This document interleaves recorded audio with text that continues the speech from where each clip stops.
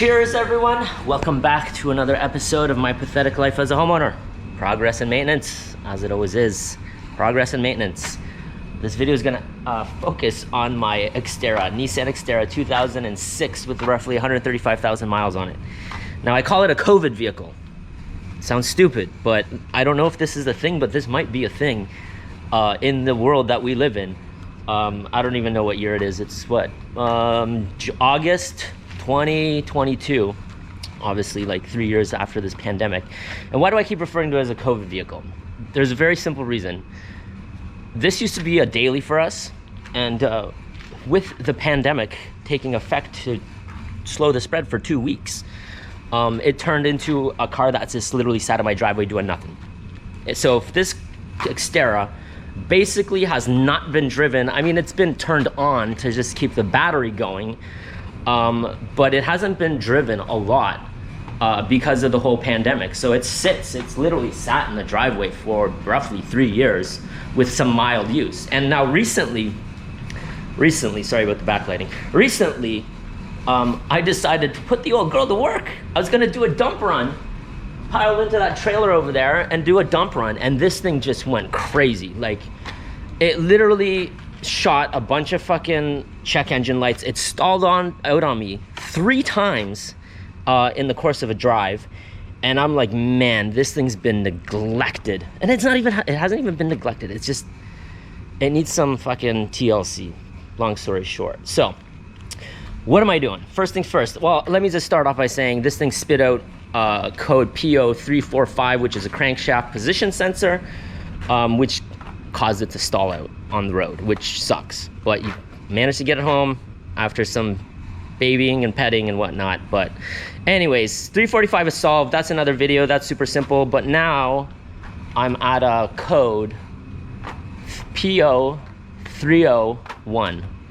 P0301. And that means there's a misfire in the engine. And you can tell by running it. It runs pretty rough. Yeah, so long story short, it sounds like it has a misfire. I'm hoping it's just the misfire or plug or coil. And that's what I'm going to get into soon here. So, how am I going to fix this? Well, I've decided, because if anybody follows my channel, they've already known I've already changed a coil in the past. And it's at a point now at 135,000 miles where all the coils and spark plugs just need to get replaced. So, that being said, I went on Amazon and I found a 6-pack of coils. These beautiful coils right here. They look like they're decent. I mean, they're decent quality. I found them for a low price of $59. A 6-pack of coils for a Nissan engine for $60. I'm gonna put the links in the description below, but it sounds pretty crazy because if you call Nissan up right now and ask to buy one of these, just one, it's $200. I managed to find 6 for $60. I'm not gonna lie, I'm a little skeptical, but I'm gonna run with it. Let's do it and see what happens. So I probably will have a updated video down the road, but goal of this video, coils and spark plugs. These are off of Amazon too. The link's in the description below. These were 25 doll hairs, 26 doll hairs, roughly. Anyways, my recommendation in this video, after dealing with this beautiful Xterra right here for many years, is once you start getting a code for a misfire, which is codes P0301, 302, 303, 304, 305, and 306. If the car's got a lot of mileage, like over 100,000, just replace them all. It's fairly easy on this side of the engine right here. These coils are pretty exposed, but this side sucks. And this is gonna be the point of this video, is just to take all this shit out and show you how to take all this shit out so you can get to the coils over here. You can get to coil number 6, PO6, which is right there, but PO1 and PO3 are a huge pain in the ass. So that's the point of the video. Let's get started. I'm done ranting. I'm slightly hungover. It is a Sunday, so I apologize for my slow speech, per se. Anyways, let's get going. Cheers. All right. first things first, top cover, plastic cover comes off. 10mm bolt. I am just using a regular old drill. Now there's like a little plug here. Once you get the bolts out, take those out, and then you just kind of rip it. There you go, it pops right out. Put some gloves on. If you actually need some gloves, I'll put a link in the description below. And I'm just taking out these two 10mm bolts right here. We're gonna take this chunk off here. But back to the gloves for a second. I have automotive gloves, but I use them for other shit around the house too. And they come in handy like when you're cleaning with chemicals or grouting or even like gardening. I use automotive gloves for them, and I like these ones a lot. So anyways, that's my rant on that. All right, we're gonna take this part off. 2mm here, or 12, sorry, fuck, I'm fucking wasted. 10mm bolts here, and then we're gonna take this to this off. Let's do that. All right, 8mm. 8mm. We should be able to get this off. Hose clamp. Back that off, rip that off.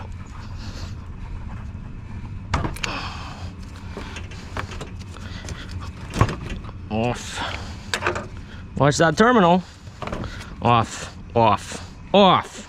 All right, next we're gonna take the throttle body off. Don't unplug it, because these things are supposed to kind of, it's basically drive-by wire or drive-by non-wire.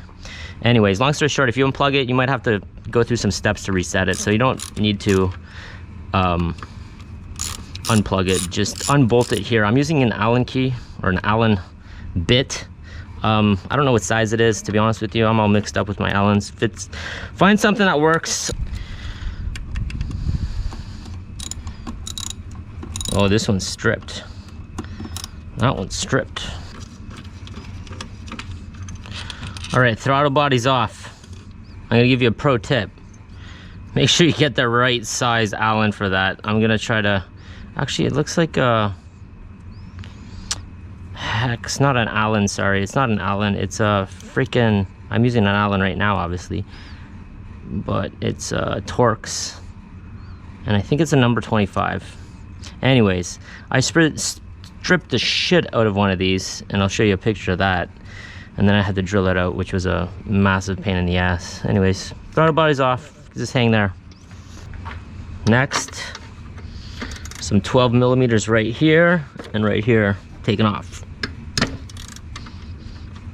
Next, take this off, 12mm. Reason why we're taking this off is because we need to get to a bolt underneath it. That's the only reason. Get it out of the way, leave it here. Next, 10mm,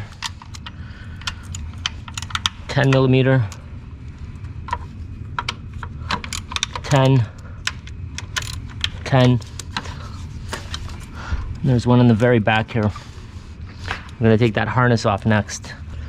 So I'm just gonna squeeze the little clip here and push this out. I already did this one. This one obviously didn't go back in last time I did. Anyways, there's a screw back here, a 10mm bolt back here. There's one here, and then there's one right here.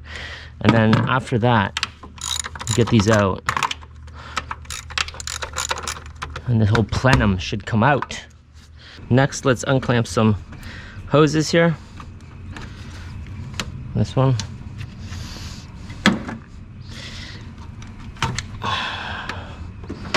This one right here.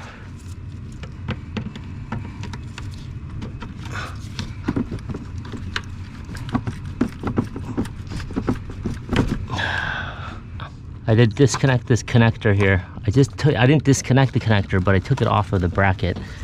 And I need to get to this 10mm bolt right here. That's the only reason I did that. So I'm gonna doing this. Sorry, I'm half-assed doing this, but that's where I'm at. Welcome to my fucking bed. All right, I've encountered a problem. I cannot, for the life of me, get that bolt out of that bracket right there. It should be a simple fucking out, but it's not. I can't fucking get it. It's stripped. It's kind of looks like this probably, and all this fucking plastic shit's fucked up. Anyways, long story short, bolts on this side, they're all out. You should end up with 1, 2, 3, 4, 5 bolts and 2 nuts to get this plenum off, and there's a very high likelihood that you will not experience what I'm experiencing deep down over there, which is trying to get this bolt off that's like loosened on this side against this bracket right here. So this bolt came out, the one on the other side fucked.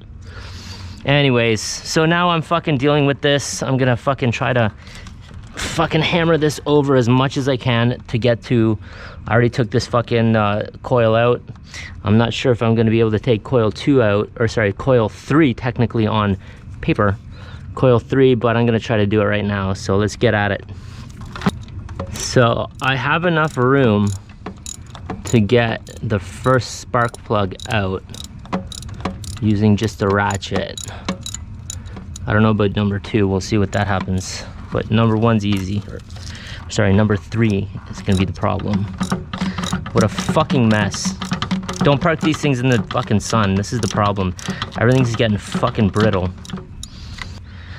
So spark plug, quote unquote, P0301 is this one. And it is saturated with fuel. Now I'm gonna say this, I've done this enough to understand that 9 out of 10 times the spark plug's fine. It's the coil that is the problem. In my experience with Nissan fucking engines, I feel like this is going to be your problem before this is going to be your problem. So that's the way I look at it. But I'm at the point where obviously this engine's so old that I'm going to fucking replace both. But generally speaking, if you're getting a misfire 9 out of 10 times, it's going to be your coil. Spark plug maybe, probably not though. But again, 1 and 3 are the worst to get at. And I got a total fucking side shot of bullshit thrown at me trying to get at 1 and 3. So you will not experience that. I doubt you will experience that, but let's see if I can pull this off without getting this entire plenum off. Welcome to my nightmare. Look what we got there. The stud that goes into the intake, like right here, it completely got ripped out. This was a freaking nightmare to get it to this position here. You're probably not going to experience that, but if you do, I don't know what to tell you. Just try to rip it out. It sucked. It's ripped out. I can get at number 3 now, and I already replaced the coil, but I didn't replace the plug, so I'm going to replace the plug now. Let's go from there. All the coils and all the spark plugs are changed. Cheapo coils, I hope they last forever. Time to reassemble this. And one thing I want to mention, you don't have to take the whole plenum off. You can. I think I only have like a hose left that's really holding the thing on, but I just left it in like this, and just be cautious of the gaskets when you're putting it back on. And by the way, you should be replacing these as recommended by professionals, unlike myself. Cheers. There you have it. Just gonna do a quick wrap up right now. All right, everything's back in. Coils replaced, obviously. Spark plugs replaced. I did manage to get my dump run in, and here's a picture of that at the dump. It's not very exciting. Anyways, just to recap, the coils, again, $60 for a pack of 6, which seems incredibly cheap. They looked like they were good quality, so I can't complain. But yeah, we'll see how they last. The car's got 136,500 miles on it right now. It ain't a daily. Again, it is a COVID car. And the plugs were $27. Again, links are in the description below. There is an affiliate link. I might make a penny or 2 off of that if you click on it. I would appreciate it if you did. Anyways, that's that. Car runs. She purrs like a 17-year-old horny cat, which is probably where she's probably at. So I did notice I have a brake issue. This wheel is making some funny noises, and it's getting extremely hot when you touch it after my dump run. So I gotta figure out what that out is. If you guys have any suggestions, please comment below, and we'll go from there. Anywho, again, like and subscribe, and we'll go from there. On to the next battle. Cheers.